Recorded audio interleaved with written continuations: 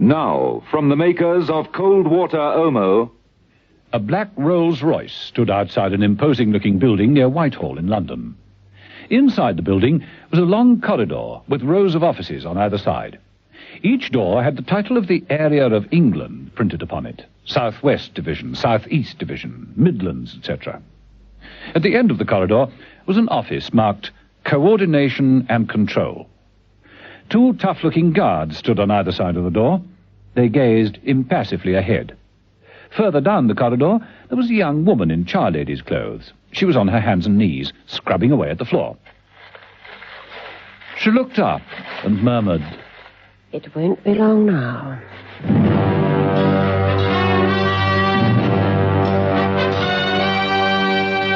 The Avengers.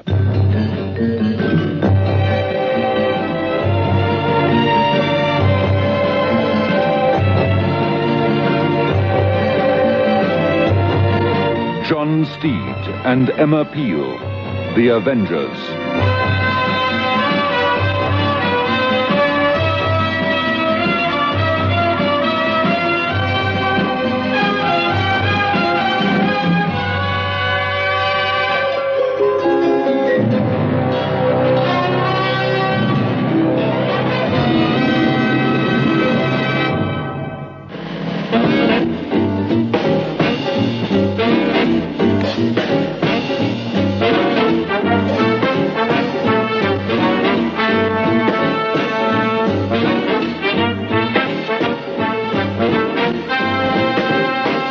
Episode 1 of this story, in which Mother, as usual, hands a case over to John Steed, who thinks it very serious, and Emma Peel thinks it's a case of...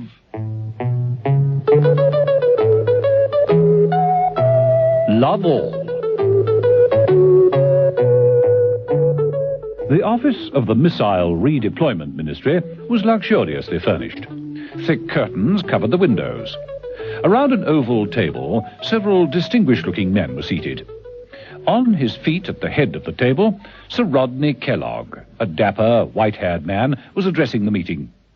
He had about him an air of quiet respectability, and he was obviously in a position of higher authority than the others. In front of him lay a book bearing the notice, "Read, digest, and pass on." And finally, may I impress upon you that this is a matter of utmost secrecy. The Royal Commission's report must on no account be discussed outside these walls. Each of you will read it in turn and pass it on to the man whose name is next on the list. When you're all thoroughly acquainted with its contents, we will meet again to put its recommendations into effect. That's all, gentlemen. Good evening to you all.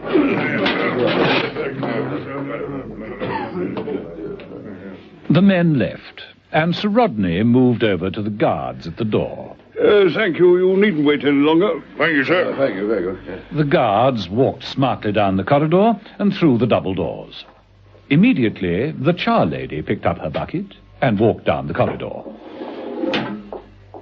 She walked boldly through the door and closed it behind her.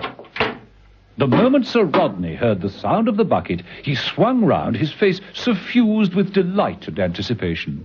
Martha, darling. Rodders. Oh, my sweetheart. Why, I'm so sorry the meeting took so long. It doesn't matter, darling, so long as you're here. Oh, you are lovely. What did you talk about at the meeting? Routine stuff, mostly. All very dull, I'm afraid. Tell me about it, please. No, not now. We've more important things. No, I want to hear about the meeting.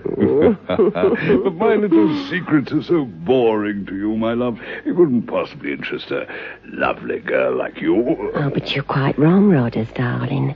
I'm interested in everything you do. Everything about you. Especially your secrets. Oh, you are going to tell me everything, aren't you, darling?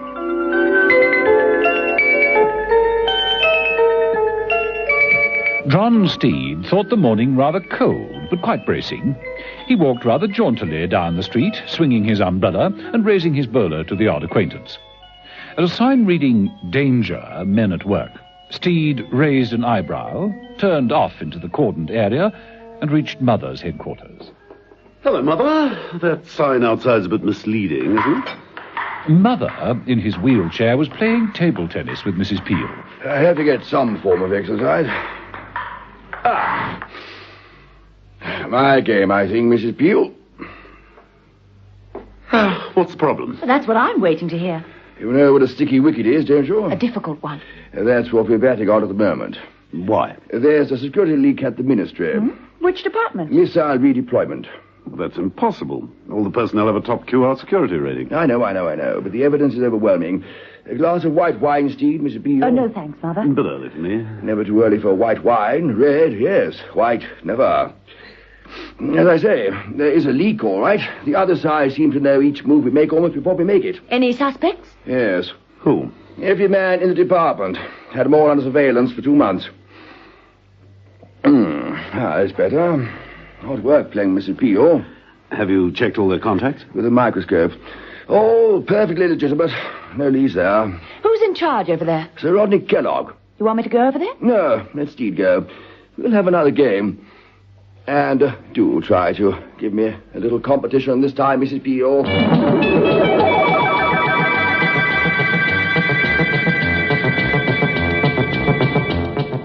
Sir Rodney Kellogg was sitting at his desk. Martha, the char lady, was sitting on his lap. So, that's the situation, my angel. The report proposed a streamlining of the divisional areas and an overhaul of the entire national security system. Oh, I see. Why you should bother your pretty little head with such tedious stuff is beyond me. Oh, but Rodney, darling, I find it fascinating. There's one thing, though, that's not quite clear. What's that, my love? Well, what happens to the Pearl Beach base after the reorganisation? Oh, it'll be used as a decoy. The new centre of the East Anglian complex will be... That's enough, Sir Rodney. The curtains parted and Metcalf, a tough-looking young man, entered suddenly. Who the devil are you? Metcalf, security. I thought something like this was going on. I must ask you both to accompany me to headquarters. Oh, Rodney, darling, it's all my fault. I'm so sorry. No, my dearest. It was I who was foolish. You mustn't blame yourself. Oh, but I do. I got you into this mess, and it's my responsibility to get you out. Oh, Rogers, hold me. Just once more. Martha placed herself close to Sir Rodney, looking up beseechingly into his eyes, and slipped a pearl-handled revolver from under her overalls. She pointed it at Metcalf. Has to be done, my darling. It has to be done.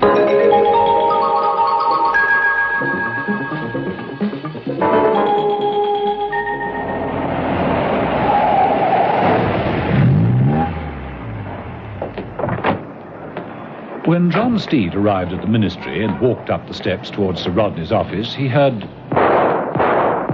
3 shots from down the corridor. He broke into a run and burst into Sir Rodney's office at speed. Sir Rodney was standing, gun in hand, staring down at Metcalf's dead body. Give me that gun, Sir Rodney. Seems you even shoot in triplicate. What's it all about? I found him in here, going through my papers. There was a struggle. And you shot him? Yes. Without giving him a chance to explain? Well, I've been drinking. I wasn't thinking very clearly. I take it you have a permit for this gun? Oh, yes, of course. Where did you get it? It belonged to my father. A small pistol with a pearl handle. Well, maybe my mother. I can't remember. Steed looked at Sir Rodney and without a word broke open the gun, removing the remaining bullets. Here, load it. Huh? I said load it. Go on. Yes, it must be jammed. Why are you looking at me like that? Are you implying that I don't know how to load my own gun? I'm implying that you're covering up for someone. Somebody who gave you this gun and told you to confess to a murder you didn't commit. Oh, that's absurd. Why should I want to ruin a successful career? Sir Rodney stopped in mid-sentence. His eyes settled on the charwoman's bucket standing in the corner. A silly smile touched his lips, and his expression became, hideous word, but nonetheless the correct one, gooey. Something the matter, Sir Rodney? What? Sorry. I'm not myself today. What was I saying? Never mind. I'm putting you under house arrest pending a full investigation. You'll be confined to this office till further notice. Oh, one last question, Sir Rodney. Are you aware that there's a security leak from this department?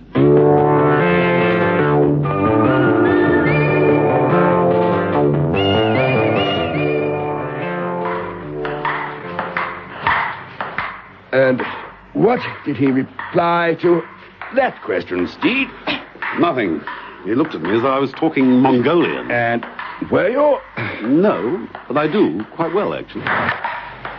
Shot, Mrs. Peel. So you don't think he knew who Metcalf was? I don't think he knew who anyone was. He was too busy thinking of something else. Any idea what? No. He seemed to spend the entire interview in a kind of trance. He kept staring into space with an idiotic smile on his face.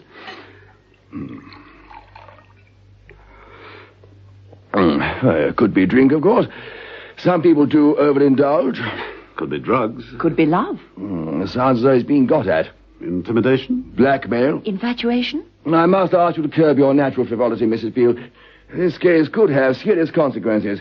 The idea of a respectable man like Sir Rodney losing his head over a woman's too ludicrous for words. But love is ludicrous, Mother. When a man's in love with a woman, she can make him do anything. Don't you agree, Steed? May I take that up with you later, Mrs. Peel? Meanwhile, anyone for table tennis?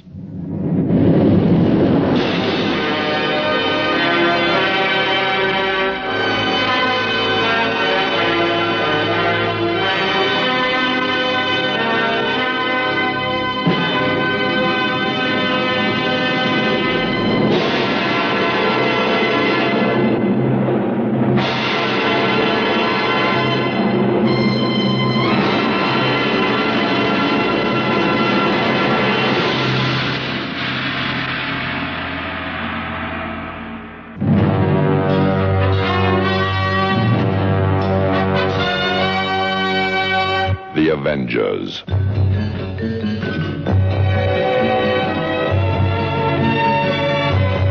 Listen every evening, Monday to Friday, to John Steed and Emma Peel, The Avengers, brought to you by the makers of Cold Water Omo.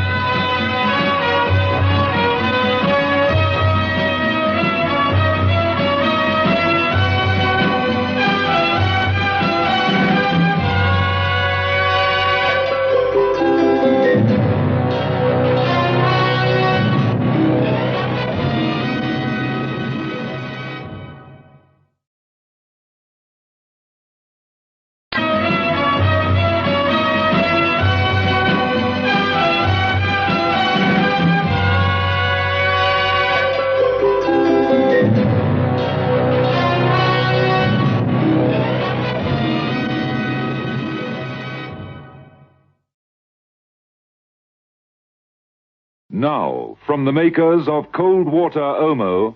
There is a public call box in the street outside the Ministry of Missile Redeployment.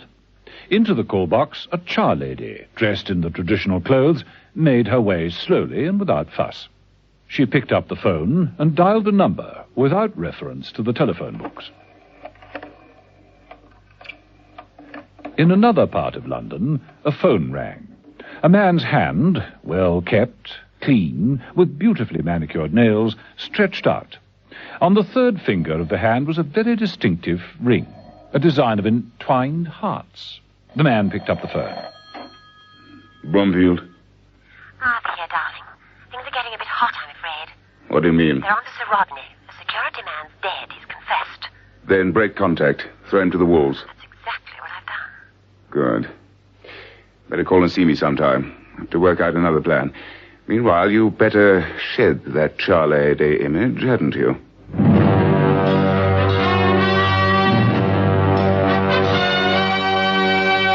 The Avengers.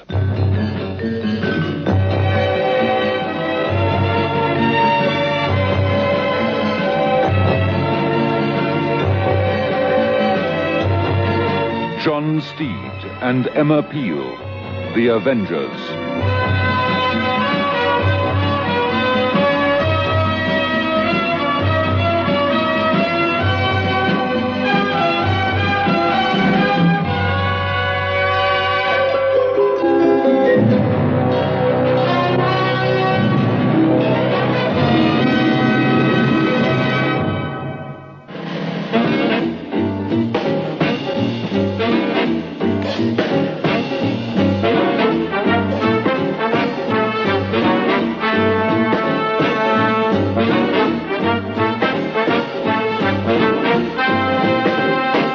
episode 2 of this story, in which John Steed and Emma Peel realize that the security leak at the ministry is no game, but the score remains. Love all. Mother knew that there was a security leak at the missile redeployment department. Everyone in the department had been carefully checked and screened, but so far nothing had been discovered. Things came to a head when Metcalf, a security man, had been found dead. Sir Rodney Kellogg, head of the department, had confessed to the killing, claiming that he'd found him going through private papers, and in the subsequent struggle, Sir Rodney's gun had gone off. John Steed wasn't convinced by the story. He was sure Sir Rodney was covering up for someone else. He had Sir Rodney put under house arrest, pending a full inquiry. That night, Sir Rodney paced the floor of his office. He called to the guard at the door. Guard, I wonder if it would be possible for me to see the personnel file. It's in Mr. Tate's office. Well, Sir Rodney, I don't know. I mean... Oh, now, look here, man. I know you're only doing a job guarding me like this, but I can't be expected to relax. I might as well do a little work, too. Now, come along. Well, I suppose it's all right. Don't see why not. I'll get it for you. The guard went away, and Sir Rodney continued his pacing. Leaving the door open, the guard returned. There you are, sir. Oh, thank you very much. The guard closed the door and said to the other guard on duty, You know, there's something rotten in the state of Denmark. That's Shakespeare, isn't it? Yeah, King Lear. Just before he fights Macduff and goes mad. Can't be any more mad than Sir Rodney. Bonkers, if you ask me. Had the two guards seen Sir Rodney at that point, they would have been sure of the fact. For Sir Rodney, having searched the personnel file, had found what he was looking for. Domestic. Here we are. Martha Roberts, 4 Chester Place. Got it. Oh, my beloved. Now I've found your address. Wild horses can't keep you from me now. So saying, Sir Rodney flung the file down on the desk and, running the length of the room, jumped through the plate glass window. The two guards burst into the room. Blimey! He went through the window! 20-foot drop, but he's got away. Look, there he goes.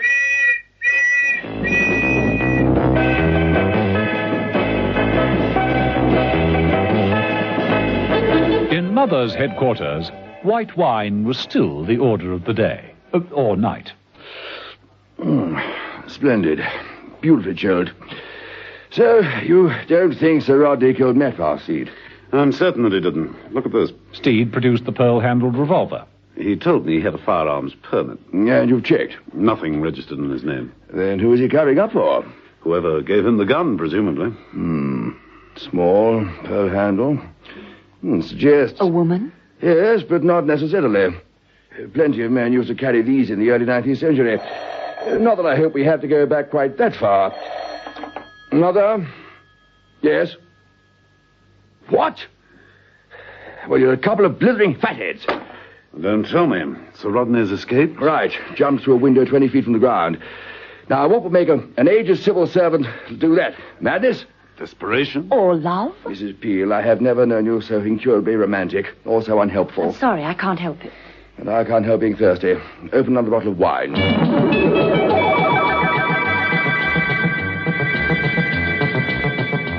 Sir Rodney made a clean getaway in his rolls. He drove straight to number 4 Chester Place, parked outside, ran nimbly up the steps, and rang the doorbell. Some little while later, the door opened. Martha stood in the doorway, but not as the grubby charlady. She looked young and beautiful. She showed no sign of recognizing Sir Rodney. In a cultivated voice, she said, Yes? I was looking for Martha Roberts. Oh, you mean my aunt? She's in the bath. Can I give her a message? Well, not really. It's personal. What name shall I say? Well, just tell her it's, Rodders. Rodders? Yes, that's right, Rodders.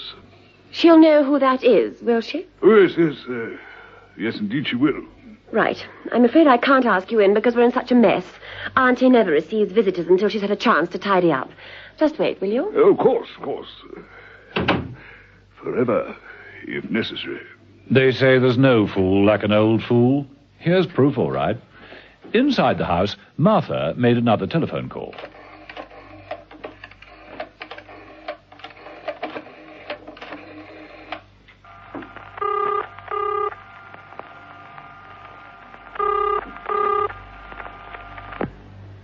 Bromfield. Darling, it's Martha here. Sir Rodney's got away from the ministry. He's waiting outside. What do I do? You must go to him. Can't have him blabbing everything. Keep him waiting for 10 minutes, then I'll be over and waiting in the street. What do I do? Dress yourself in your child lady's outfit. Meet him.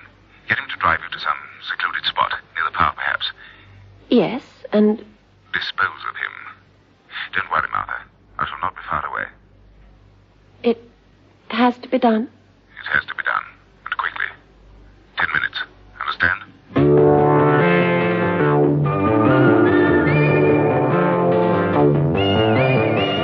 Steed and Emma Peel were doing a routine check on Sir Rodney's office.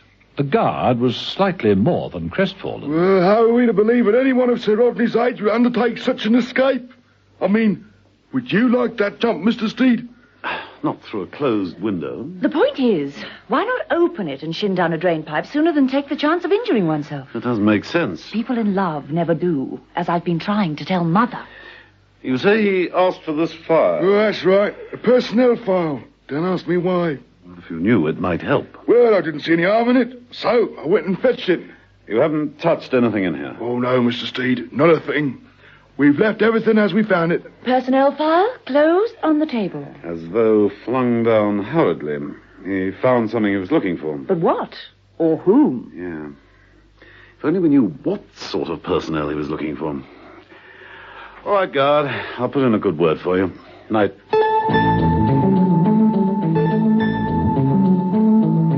Sir Rodney waited in Chester Street for 10 minutes. During that time, a sports car drew up across the road. The hand that steered the wheel had a distinctive ring on one finger. Bromfield had arrived. He watched as the door to number 4 opened. Martha, as a charlady, came out. In her Cockney voice, she said, Oh, Rogers, have they let you go? Martha, my darling, I escaped. Escaped? Oh, you shouldn't have done that. Oh, I know, but I just had to see you You again. must go back immediately. Well, out of the question. Every minute away from you is They'll be torture. looking for you. You don't want to bring me into this, do you? Ah, they'll never find us, my love.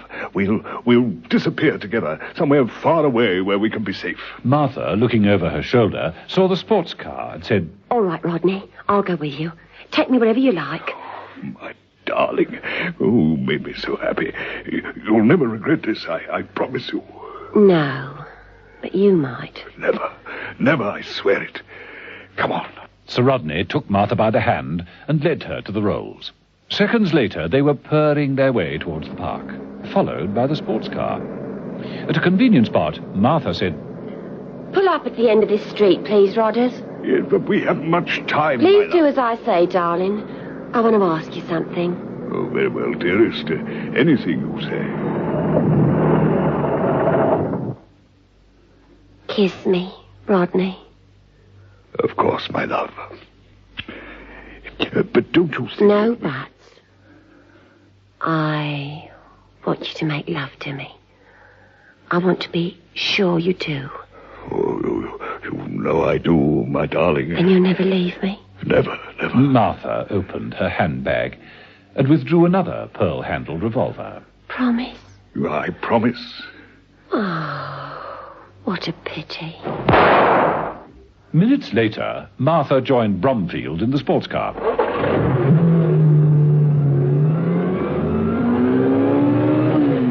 I'm sorry, darling. There was no other way. Never mind. There are plenty more fish in the sea, all ready for catching. And frying.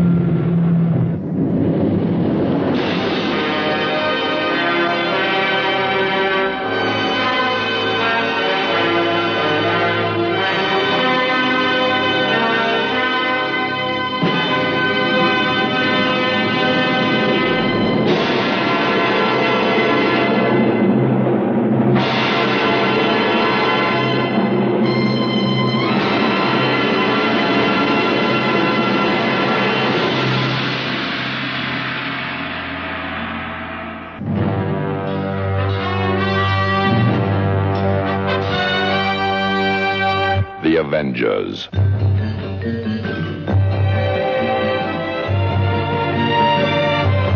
Listen every evening, Monday to Friday, to John Steed and Emma Peel, The Avengers, brought to you by the makers of Cold Water Omo.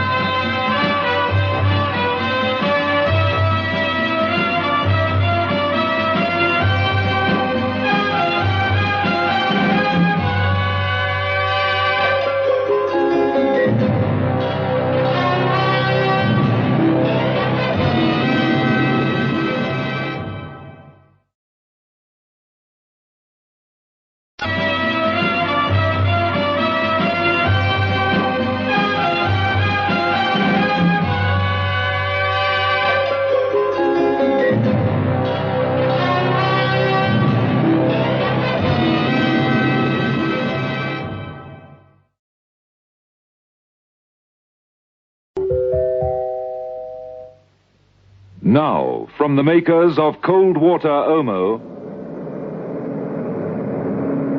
Pull up at the end of the street, Rogers. Yes, but Martha, we haven't much time. Please, do as I say. I want to ask you something, love. Oh, very well, dearest. Anything you say. Kiss me, Rodney. Of course, my love. But don't no, you think... but I want to know if you love me. Oh, you know I do, And darling. you never leave me. Never, never. It was at this point that Martha opened her bag and withdrew a pearl-handled revolver. You promise? I promise. Oh, what a pity. Sir Rodney Kellogg slid away from her, an expression of utter amazement on his face as he collapsed across the steering wheel, dead.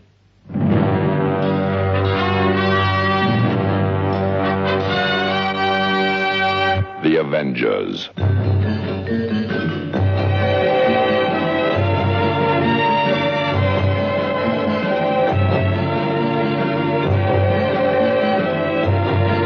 John Steed and Emma Peel, The Avengers.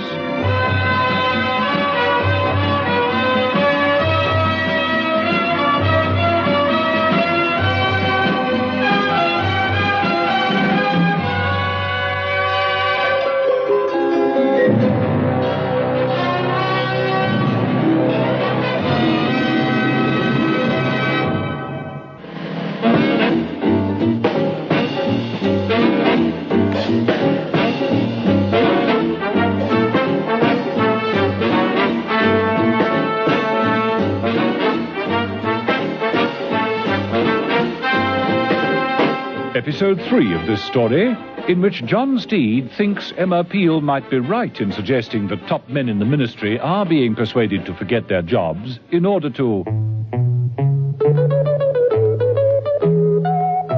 love all. In investigating a security leak at the Missile Redeployment Department, John Steed and Emma Peel had become aware of a curious atmosphere of unreality. Sir Rodney Kellogg's behavior had been extraordinary, to say the least of it.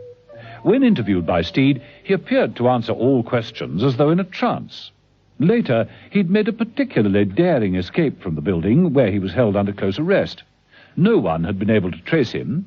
It wasn't until the next morning that John Steed's telephone rang. Steed? Mother, there's a Rolls-Royce parked at the Albion Mews. There's a dead man in it. Sir Rodney? I'll bet my pre-lunch and dry martini on it. See to it, will you, Steed? Steed did see to it. He and Mrs. Peel were in the Mews in record time. Nasty. Poor old Sir Rodney. This is one murder he can't accept responsibility for. No sign of the weapon. Not this time. Small bullet hole. Could be another pearl-handled revolver. Could be. What do you suppose he was doing round here? Eloping? Oh, now, Mrs. Peel, don't startle that again. Take my word for it, Steed. In a case like this, you've just... Cherchez la femme. What's that? Perfume. Very, very exclusive. Ah, a clue at last. Mrs. Peel picked up a wisp of handkerchief from the floor. A lady's handkerchief, and beautifully perfumed. Well, that's your territory, Mrs. Peel. Think you can identify it? Of course. It's reckless abandon. Sounds highly appropriate. Who makes it? A company called Bellchamber Brothers. Well, that's your next call then, isn't it, Mrs. Peel?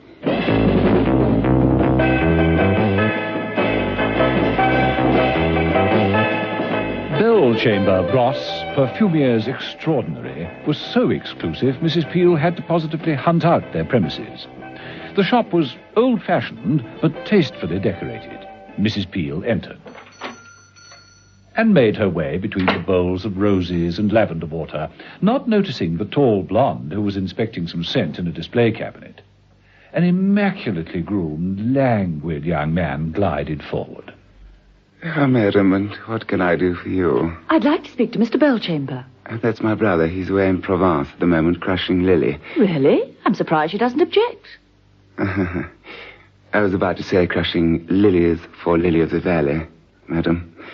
James always pops over at this time of the year. But if he's your brother, why isn't your name Bellchamber? But it is, madam. Oh, well then, how did you know I didn't want to speak to you? Nobody ever does, madam. I've got no personality, you see. None at all? Not one iota. My brother says that as a salesman, I'm a total disaster. When he's here, he shuts me up in the back of the shop like Cinderella. Really? Well, you know how she ended up, don't you? How? She lived happily ever after. After what? Oh, yes, I see what you mean. Thank you very much for the encouragement. And how can I be of service? Well, you can tell me something. Certainly. It's reckless abandon. Is it a popular line? With the discerning and the wealthy, it's priced a little high for most pockets. So the number of clients who use it would be, 10, 15, 20 at the most. Mm-hmm. Could you give me a list of their names? Well, that's a little irregular, madam. But you see, I'm writing an article on perfumes of the aristocracy. I take it you wouldn't be adverse to a little publicity. Oh, as long as it's discreet, madam. Very well. Please take a seat. Bellchamber disappeared. Mrs. Peel settled down to wait, watched by the tall blonde, who was Martha, the charlady. Here we are, madam. As far as I can tell from our records, this is a complete list. I'm very grateful. Perhaps you'd care to put your gratitude into more tangible form, madam? These shelves hold our latest range. What? Oh, yes, certainly. Here's my card. Send me a case of Lily of the Valley, distilled by your brother, of course. Yes, madam, of course. Thank you very much. Mrs. Peel left the shop. Martha moved forward, swiftly picked up Mrs. Peel's card and hurried out. Just a minute, madam. You've forgotten your bottle of... Oh, reckless abandon.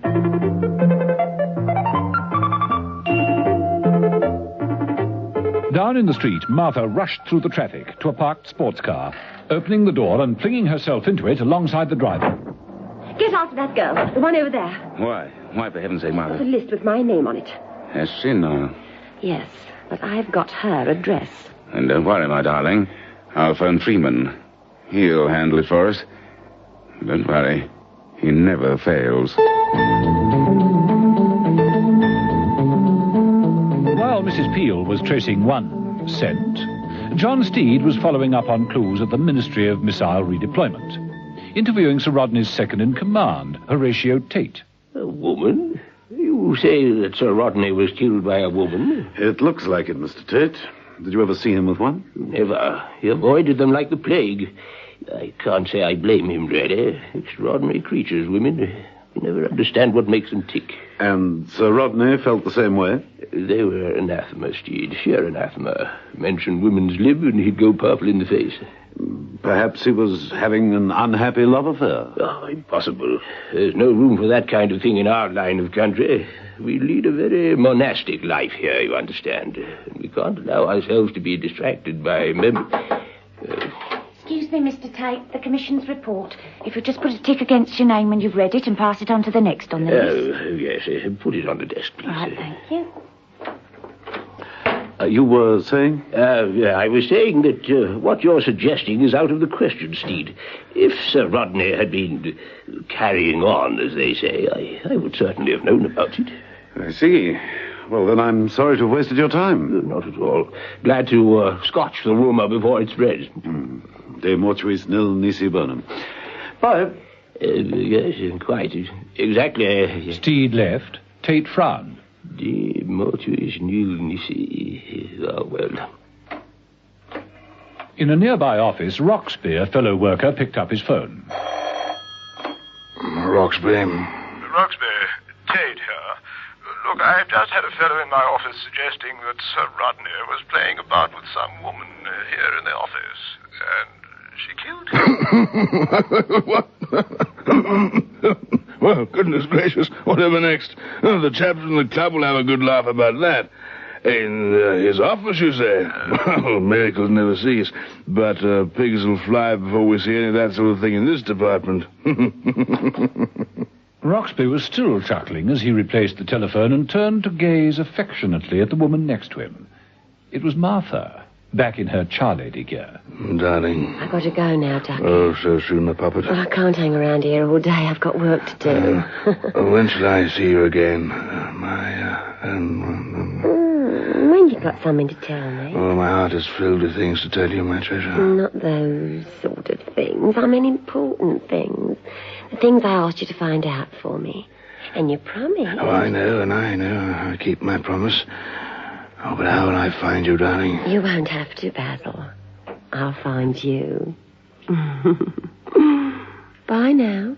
With that, Martha picked up her skirts and her bucket and left.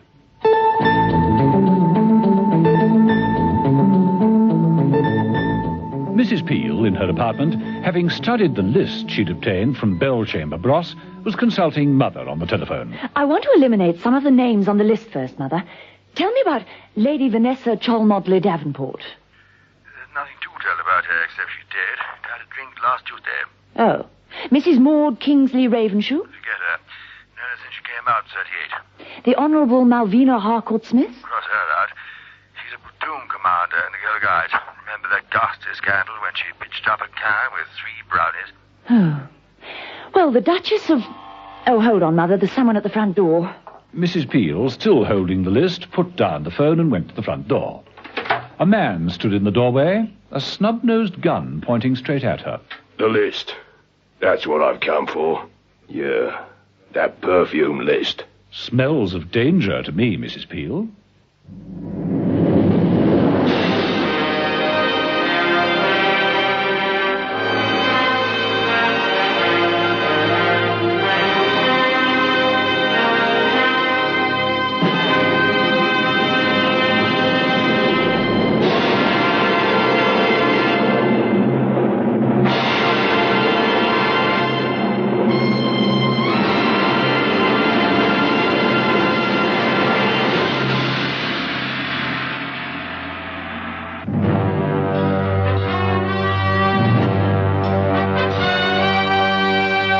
The Avengers.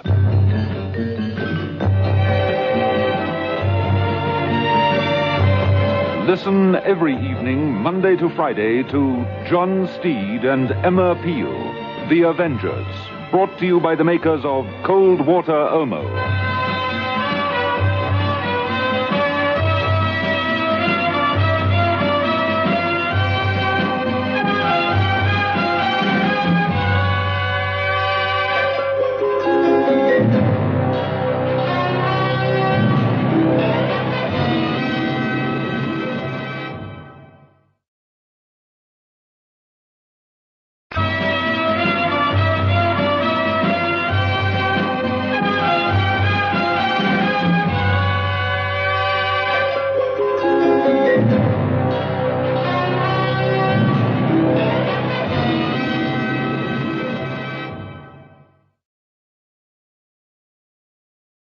Now, from the makers of Cold Water Omo... Mrs. Peel? Mrs. Peel, what was that about the Duchess? Oh, hold on a moment, Mother. There's someone at the door. Mrs. Peel put down the telephone and, still holding the list containing the names of society ladies who used the perfume Reckless Abandon, walked to her front door. A large, bearded man stood in the doorway, a snub-nosed gun in his fist. The list. That's what I've come for. That list. Hand it over. What? Hand it over. Mrs. Peel did so, her eyes on the man's finger as it tightened over the trigger. Thank you. That's better. Now, step back into the room and no funny tricks, mind. Slowly now. Back. Back.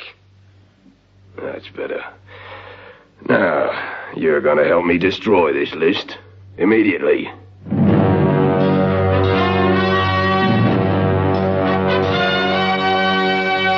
The Avengers.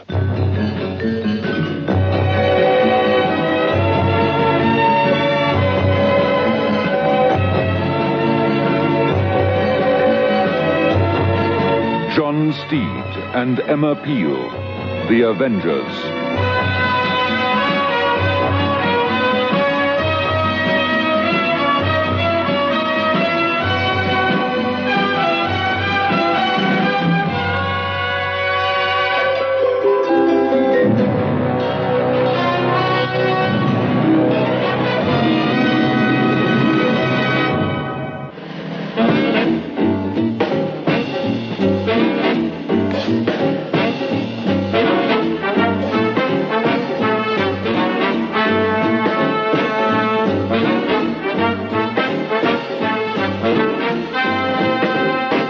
Episode 4 of this story, in which John Steed finds a romantic writer, Mrs. Peel flirts with death, and various other characters are determined to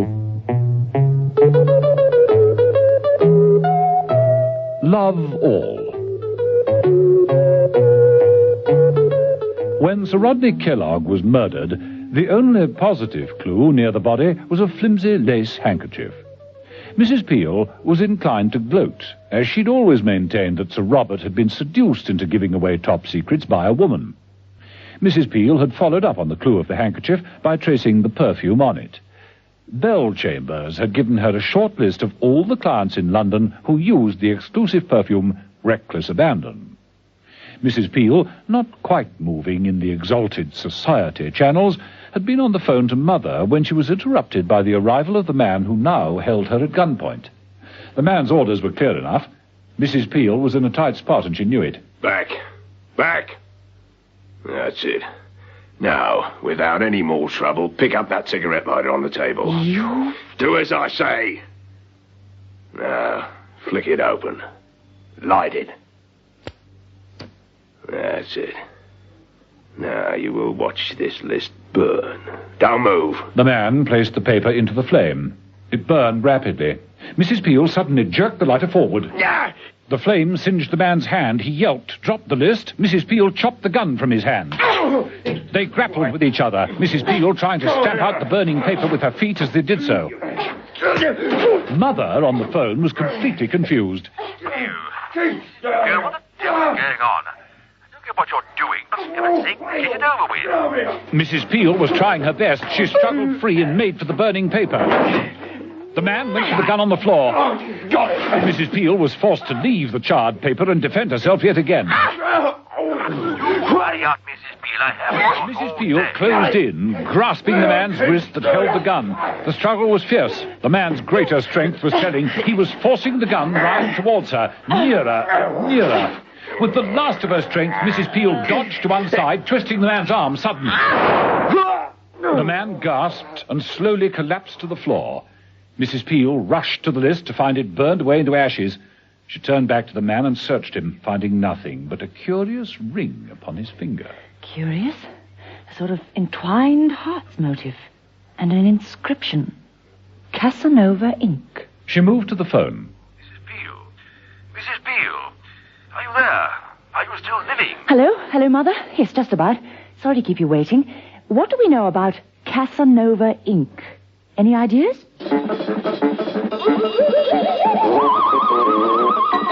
While Mother and Emma Peel were talking on the phone, the char lady, Martha, was also putting through a call. I'm phoning from the ministry. You think that's wise? It's all right. The public phone in the corridor doesn't go through the switchboard. Everything's going splendidly. They're all studying the book. Every one of them is falling under the spell. Tate's got it at the moment. He must be nearly finished. He's had it long enough. Then I shall be moving in. Right. But just watch it. We don't want any more trouble. Just a minute. Now I've got to go, darling. This looks like trouble. Martha slammed down the phone and watched with growing concern as down the corridor tramped a large policewoman. She looked at all the names on the doors, paused outside Tate's, knocked, and walked in. Tate, without looking up from the book, said, Come in. The policewoman walked over to the desk. Tate looked up. His eyes gleamed. His fleshy mouth fell open in astonishment and delight. He appeared to hang on her every word as she said, "Are you the owner of a car number UGF711F? Oh, yes. Yes. Oh, yes, I am. You're parked in a no parking zone." I am? Yeah. Have you anything to say? Oh, yes. Yes, I love you. I love you. I love you.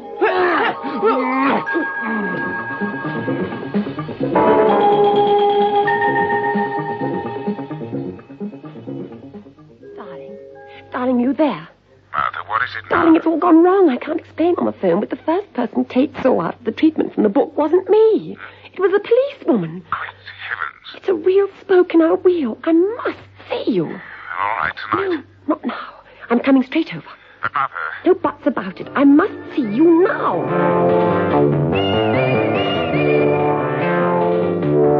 When Steed arrived at Tate's office, he found Tate at his desk. Next to him, handcuffed to him, was the policewoman. Was it really necessary to handcuff him? I didn't do it. He handcuffed me. He said, "Those on the law have joined together, let no man put asunder." Ah, my dearest. You know, Steed, they lead a dog's life, these adorable girls in blue. Really? Is that so? We shouldn't allow it. We should complain to the government. We are the government. Yes. So am I. Well, I shall complain to the Prime Minister. Well, I'm sure he'll be devastated. How would you like it if you had to face dangerous criminals unarmed? Oh, not my cup of tea at all. Tell me, Mr. Tate, have you always felt so strongly about law enforcement? No. Then why this sudden crusade? Someone came into my life. This lady? That's right.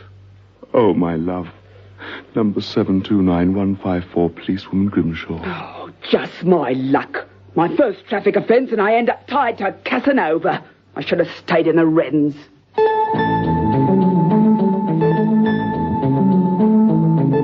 In Mother's headquarters, he was dividing his attentions pretty equally between a gin and tonic and the ring Mrs. Peel had placed on the arm of his wheelchair. Very civilized from midday. The ring? The gin. Casanova ink. I do confess, although I consider myself an extraordinarily well-read and knowledgeable man, I've never heard of them. Don't know them. Well, the man who wore this obviously knew about me. I've always thought you attracted the most strange assailants. Beggars can't be choosers, Mother. I have to take what I can get. Sir, they were very keen to destroy that list. Do you recall any of the names upon it? Only the ones I read out to you. Pity. Obviously, you hadn't reached the one that mattered. Ah, Steed. Good. Just in time to pour me the other half. Pleasure, Mother. Tell me, was that incredible report about Tate accurate? I'm afraid so. He seems to have gone completely off the rails. Suddenly developed a passion for an Amazon in a blue uniform. Extraordinary. No, don't drown it, Steve. Thank you. Now, tell me, where is Tate now? In custody. He should be in an asylum. Yes, the whole case is taking on a strange pattern. Don't like the picture. Neither do I. Any leads yet? Only this ring Mrs. Peel acquired. Not romantically, I hasten to add. Let me see. Casanova ink.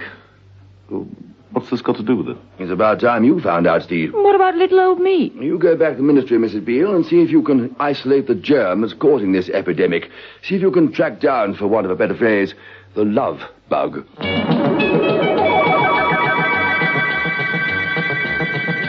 Mrs. Peel returned to the ministry and explored Tate's office. It was there that she came across the book marked Commission Report, Read, Digest, and Pass On. She opened it, glanced at it without interest, and then suddenly became alert. She sank down into the leather chair and began to concentrate. Steed had also done a little reading. In a telephone book he'd found Casanova Ink. It was in an office block in the East End. Steed found it with difficulty. The reception room was filled with books. Every wall. Steed walked round reading the titles. The complete works of Rosemary Z. Glade. With that, Steed knocked on the door, which carried the sign Casanova Ink. Rosemary Z. Glade, Director, and opened it. A woman's voice was reading. Aha, my dear, he cried. So your husband is the notorious highwayman Blackjack McGinty. He shall remember this night as long as he lives, which won't be long. With that he began to advance upon her. His eyes narrowed evilly, and his breast heaved with lascivious passion. Steed entered the room. She shrank back against the wall, her eyes filled with tears. "Defile me if you must, you villain," she whispered, "but my soul will never be yours." "What do I care for your soul?" replied the fiend. "I have other fish to fry." With which base rejoinder he put out a hand and... Mopped his fevered brow, Rosemary? Shh! I'm not Rosemary. He is. Steed followed her gesture. Behind the desk, leaning back with closed eyes, was a tall, elegant man. His hands were crossed. On one of his fingers was a diamond ring. The motif was entwined hearts.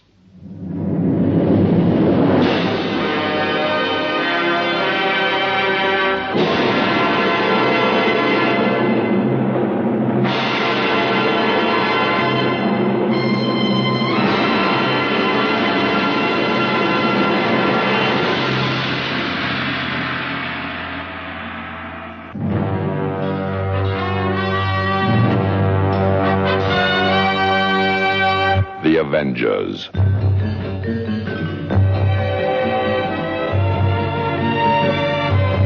Listen every evening, Monday to Friday, to John Steed and Emma Peel, The Avengers, brought to you by the makers of Cold Water Omo.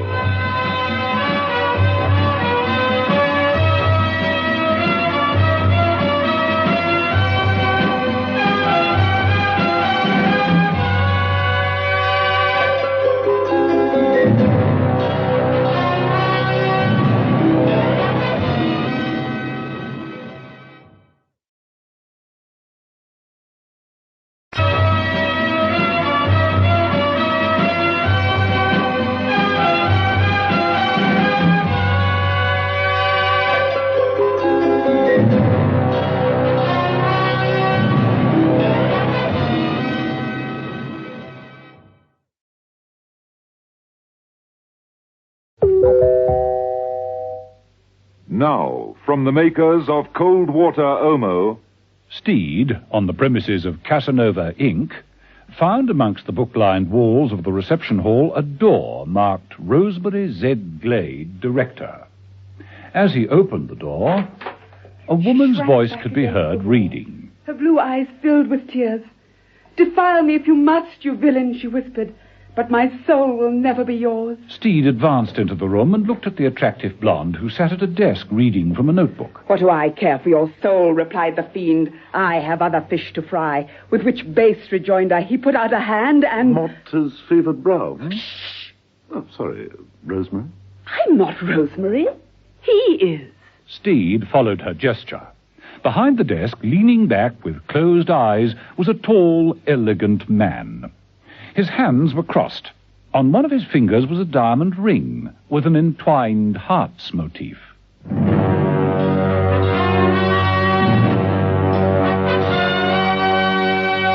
The Avengers.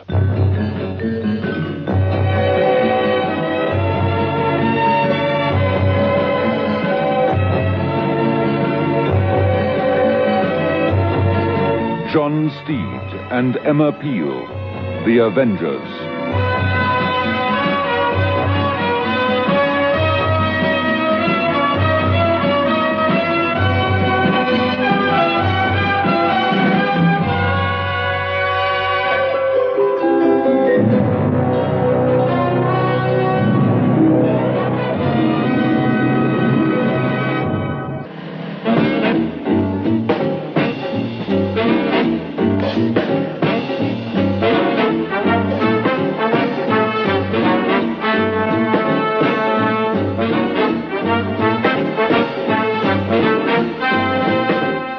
Episode 5 of this story, in which John Steed diagnoses a severe case of romance, and Mrs. Peel goes even further and joins those who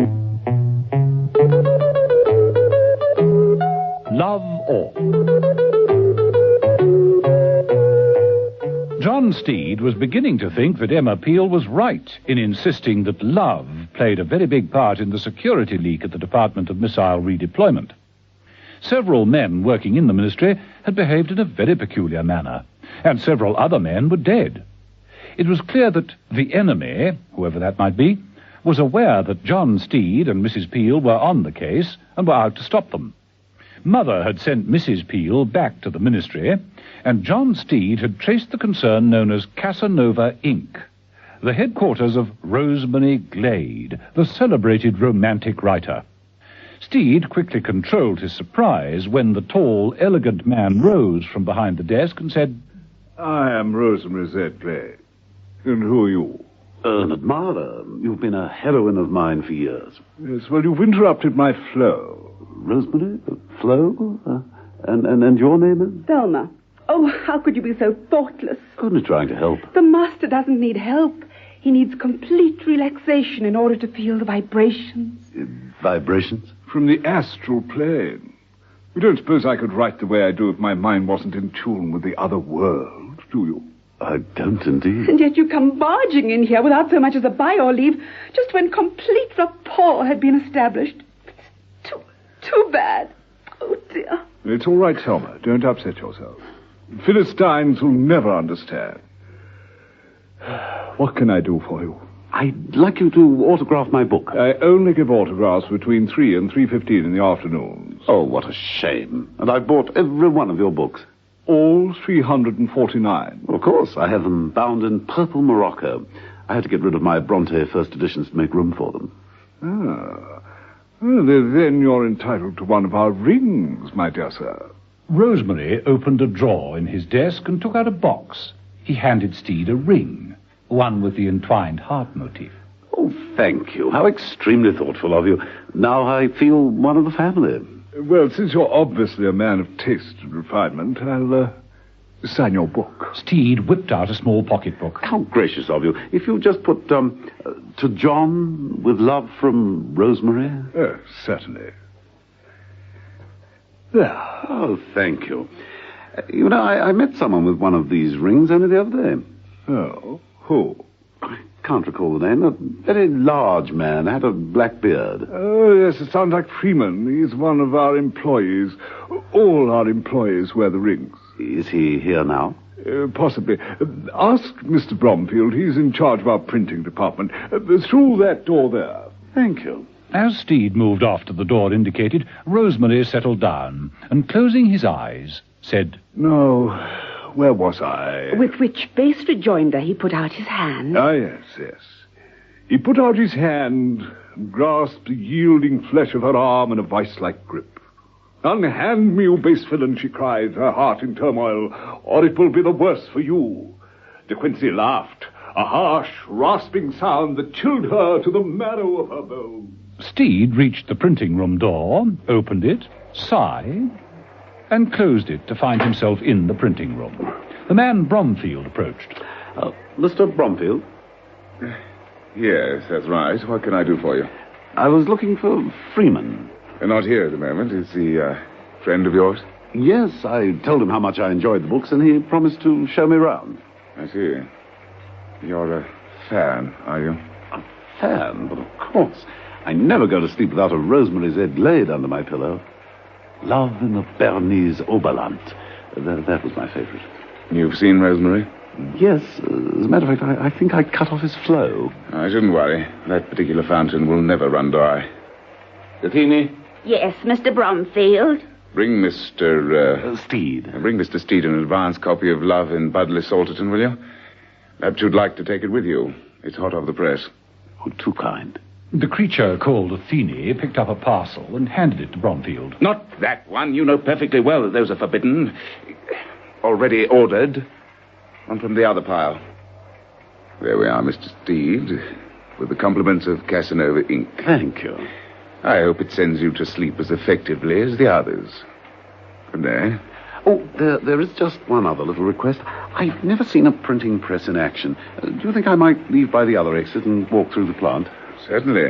Help yourself. Steed did, by swiftly exchanging the book given to him with one from the top of the forbidden pile. No one saw the action. Amazing. These small presses can produce so much magic. Bromfield gave Steed a keen look and said, Goodbye, Mr. Steed. I hope you enjoyed the book. Steed shook hands, noting the now familiar ring, and left.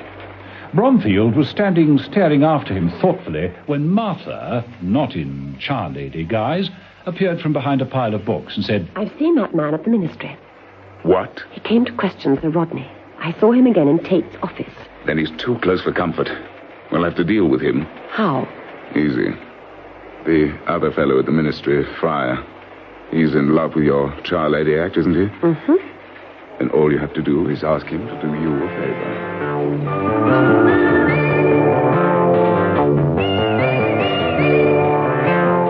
And so, not all that while later... A favor? A favor for you, of course. My darling, you have only to name it. Thank you, George. Oh, I knew I could count on you. Command me, then. I want you to get rid of somebody for me. Someone who's becoming a nuisance. A rival? His name? Quickly, his name. John Steed. Steed. I'll kill him. You took the words right out of my mouth, George.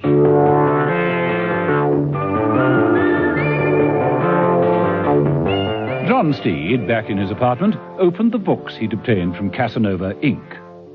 The novel he discarded. The other book he opened and stared at in amazement.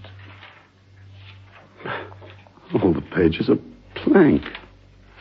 What's this? Set in the middle of the cover, a small indentation. A minute, sparkling eye. Fascinating. Steed closed the book and went to open the door. Oh, hello, Mr. Fryer. Is something the matter? Oh, come in. Oh, forgive me for mentioning it, but that gun you're holding, the safety catch is off. But something tells me you knew that. I did. Put your hands above your head. Why? Why are you pointing that thing at me? Because you're a philanderer. Beg your pardon? You've trifled with the woman I love. I haven't trifled all day. She told me so herself. And now you're going to pay for it. Well, at least tell me her name. Aha. So she's one of many, is she? Just as I thought. One of nature's parasites. The world will be a cleaner place without you, my friend. Look, can't we talk this over sensibly? That's what they all say. No. Well, in which case there's nothing for me to do but... Steed stepped forward, grabbed the wrist that held the gun. With one swift movement, he forced the weapon out of Fryer's hand. Got a good grip and threw Fryer across the room. And all for the love of a lady.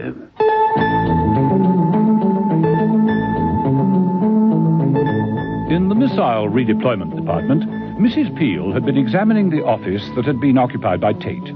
She'd found the book marked Commission Report, Read, Digest, and Pass On. She'd been reading away with intense interest for hours.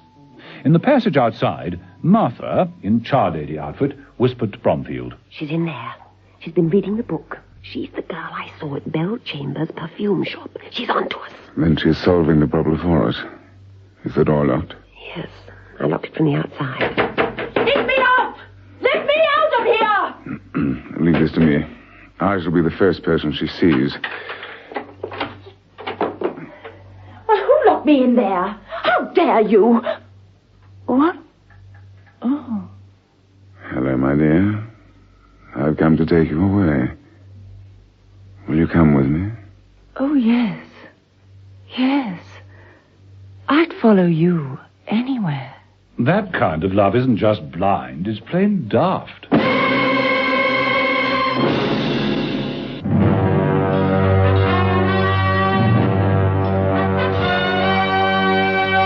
The Avengers.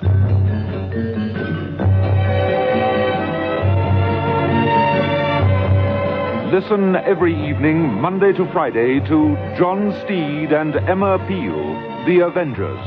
Brought to you by the makers of Cold Water Omo. The Avengers. Donald Monat as John Steed and Diane Appleby as Emma Peel is adapted and directed by Dennis Falbig and produced by David Gooden.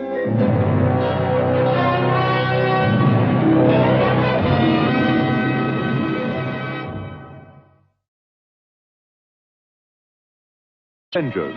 Donald Monat as John Steed and Diane Appleby as Emma Peel is adapted and directed by Dennis Falbig and produced by David Gooden.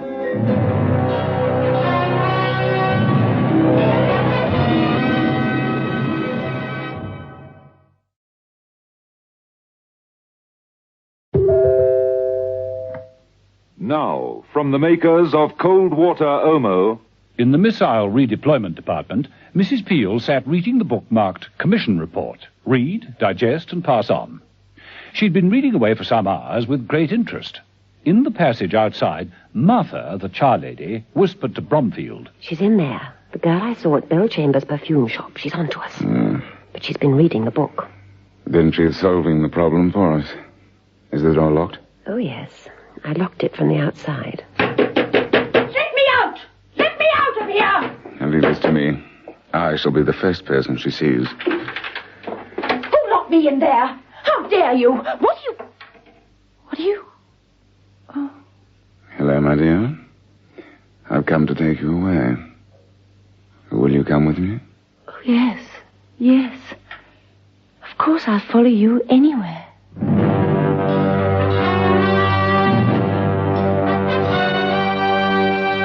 The Avengers.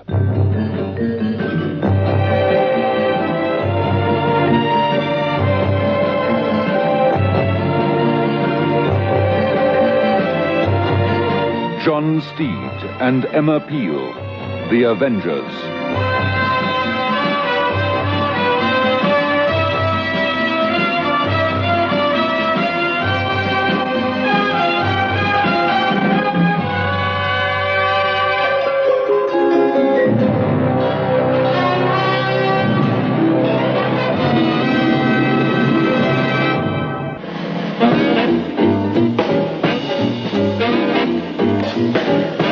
Episode 6, the final episode of this story, in which John Steed and Emma Peel decide that physical attraction is too basic, that mental affinity is unsatisfying, and that the only thing to do is... love all. There had been dirty work at the Department of Missile Redeployment, largely due to a man known as Bromfield and his charming accomplice, Martha. Martha, disguised as a charlady, had been working her charms on the senior staff and managed to glean many top secrets from the top men. She'd also persuaded them to cover their tracks by confusing unwanted investigators. One of the investigators, Mrs. Peel, had succumbed to Bromfield's treatment and was now under his spell. The other investigator, John Steed, had been attacked in his apartment by Fryer, another top man who'd been told to kill by Martha. Steed hadn't had a great deal of difficulty with Fryer. He'd merely disarmed him and knocked him out by throwing him across the room. It was at that point that the telephone rang. John Steed? Mother here. Heaven's sake, Steed, why don't you report? Oh, hello, Mother. Sorry, a bit of difficulty. Just had a man from the ministry drop in on me. Oh? Hot news? No, he's out cold at the moment. It's all extremely odd. Mrs. Peel seems to be right. Something's happened to people's glands. This fellow Fryer burst in here a short while ago and accused me of pinching his lady friend. Literally? Figuratively, but I suppose it's much the same thing. Anyway, I think we're on to the root cause of the trouble. I'll report in the morning. Good. Come to breakfast. Eggs, bacon, and champagne. Nothing like it. It's a date? Oh, and bring Mrs. Peel, if you can find her. She's not at the ministry? No, I've just rung them. She's disappeared. Bye, Steve. The plot, as they say, or as Rosemary Z. Glade would say, thickens considerably. Where am I? Well, that's hardly an original thing to say when coming round. You're in my apartment. Your apartment? What am I doing here? Recovering from a tiny little accident. You tried to kill me. What? What? Oh, my head. No, don't try and move yet. Oh. Just lie there and recover. You had a nasty fall. You say I tried to kill you? Now, why should I want to do that? Well, I was hoping that you'd tell me that. Try and remember what happened immediately before you came here. I can't. I can't. It's all a blank. I remember reading a book. A book? Reading a book?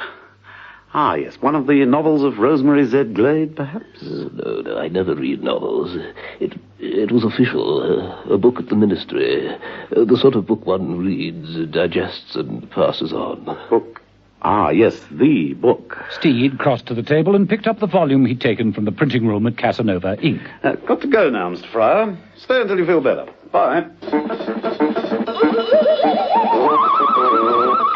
In the offices of Casanova, Inc., Bromfield and Martha stood looking at Mrs. Peel, who was sitting in an easy chair with a dazed expression on her face. She smiled up at Bromfield adoringly.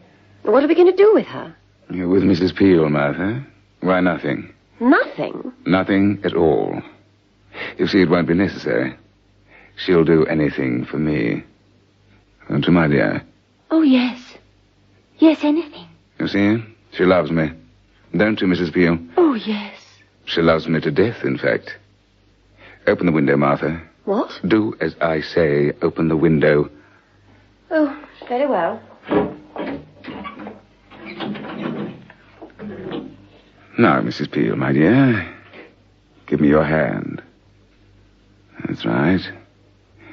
Now come along and have a good look at the view. There we are. Beautiful, isn't it? Isn't it beautiful, darling? Yes. Yes, it's beautiful. And beautiful things should be enjoyed to the full.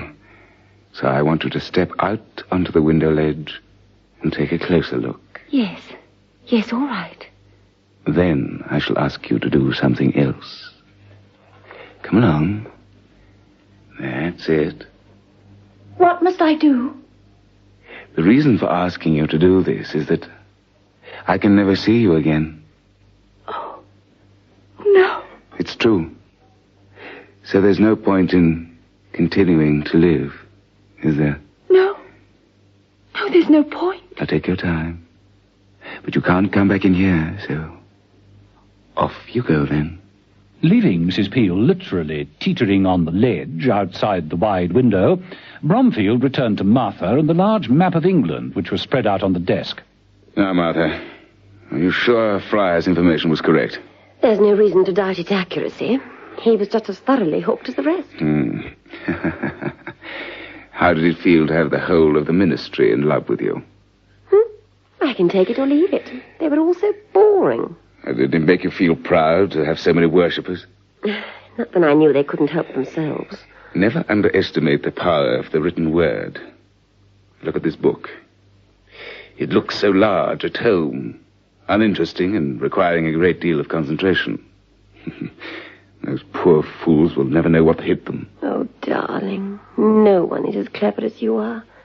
You can make anybody do anything. Only with this to aid me. Bromfield opened the book, revealing a tiny mechanism in the back cover. This little gadget, those little microdots, an unbeatable combination, subliminal indoctrination. They read the words, but this message is between the lines. I must say you've done well, Martha. Is there anything else you want me to find out? No.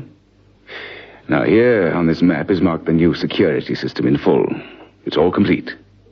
We fulfilled our promise. And when do we get the money? As soon as we deliver this information. Where's Athene? Athene? Yes, sir. Yes, Mr. Bromfield, I'm right here. Let's start getting the stuff out of here right away. Yes, sir. You leave everything to me. I'll see to it, all right. What about her outside the window? Oh, she's just waiting for the final order to jump. All right, Mrs. Peel, I'm going now. When I say jump, my dear, be a good girl and jump. Right. Jump!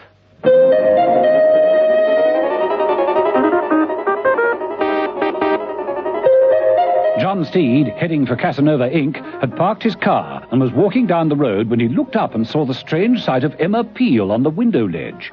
He got himself into the building in double-quick time and headed for the offices.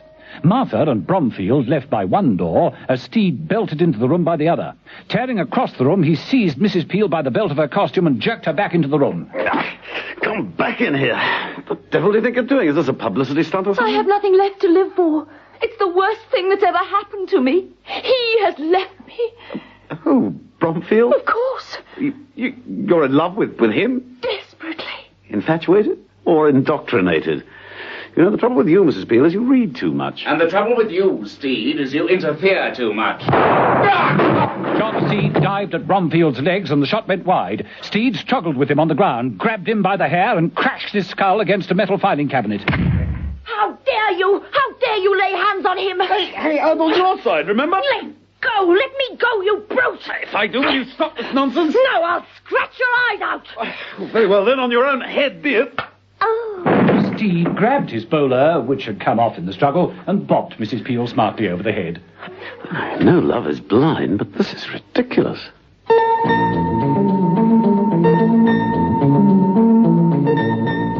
Steed placed Mrs. Peel in a comfortable chair and set about examining the pile of books in the corner. He found the mechanical device in the cover and, holding it up to a mirror, examined it through a powerful magnifying glass.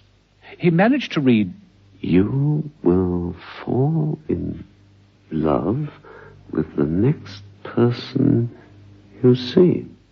Well, if one of these little mechanisms works on a person reading a book, I wonder what effect half a dozen of them will do.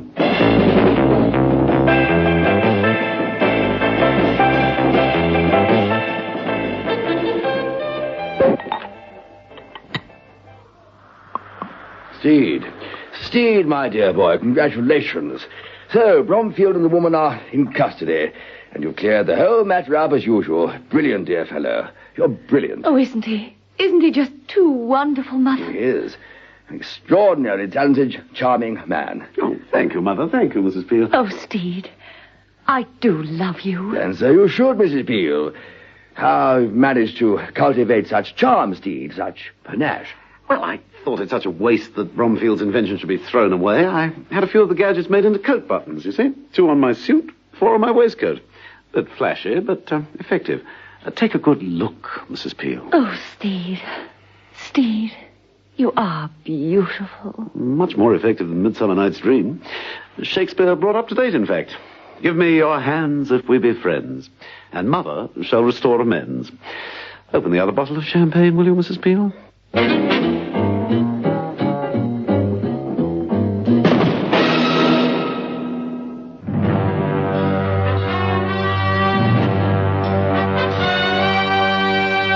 The Avengers.